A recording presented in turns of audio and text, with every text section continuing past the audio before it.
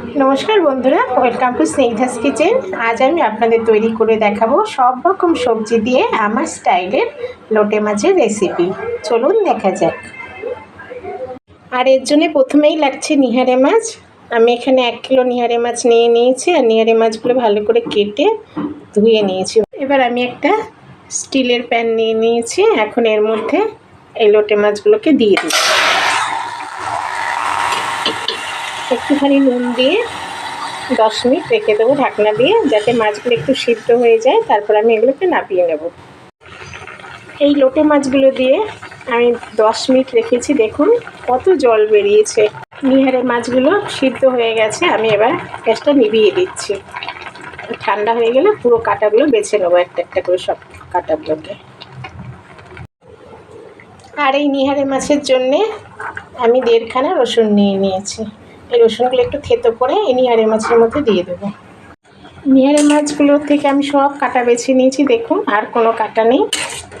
সে যে জলটা বেরিয়েছিল সেই জলের মধ্যেই কাঁটাগুলো বাছা অবস্থায় মাংসটা দিয়ে দিয়েছি। সব কাঁটাগুলো বেছে নিয়েছি।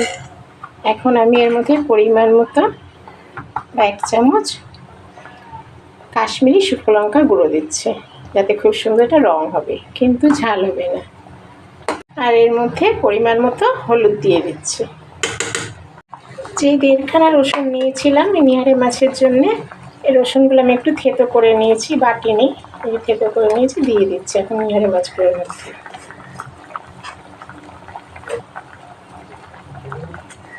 ভালো করে মাছটার সঙ্গে মিশিয়ে দেবো রসুনটাকে। এই জলটা তো বন্ধুরা দেখুন, লোটে মাছটা বেশিটাই শুকিয়ে এসেছে। আমি কিন্তু কোনো রকম তেল দিইনি, নুন দিয়ে শুধু একটু সিদ্ধ করেছিলাম। আর এতে রসুন থেতো করে দিয়েছি আর কাশ্মীরি শুকনো লঙ্কা গুঁড়ো দিয়েছি। এখন আমি এর মধ্যে একটু সাদা তেল দিচ্ছি। আপনারা চাইলে সর্ষের তেলও দিতে পারেন। একটু সর্ষের তেল দিয়ে দেবে, খুব সুন্দর একটা সর্ষের মতো গন্ধ ছাড়বে। দেখুন বন্ধুরা, লোটে মাছটা পুরো শুকিয়ে গেছে, একদম কাঁটা ছাড়া পুরো মাংসটা। দেখুন কত সুন্দর হয়েছে, কোনো রকম কাঁটা নেই, নিচে কোনো জল নেই। দেখুন ধরে ধরে আসছে। তাই আস্তে আস্তে মাছটা তেল ছাড়ছে, এখন জল নেই কোনো। এবার মাছটাকে আমি নামিয়ে নেব।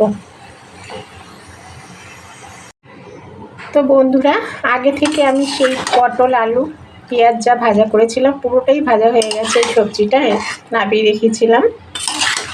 দেখুন এটাও খুব সুন্দর ভাজা হয়ে গেছে।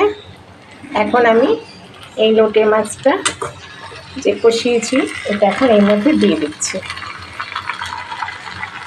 এই সবজির মধ্যে লোটে মাছটা দিয়ে দিলাম। এই লোটে মাছটা সবজিগুলোর মধ্যে দিয়ে দিলাম।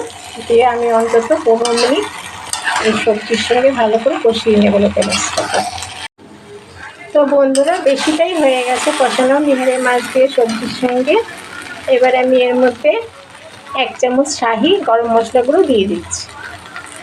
তো বন্ধুরা, সব রকম সবজি দিয়ে কাঁটা ছাড়া নিহারে মাছটা আমি এই কষানো বানিয়েছি। তো আমার রেসিপিটা এখন একদম রেডি।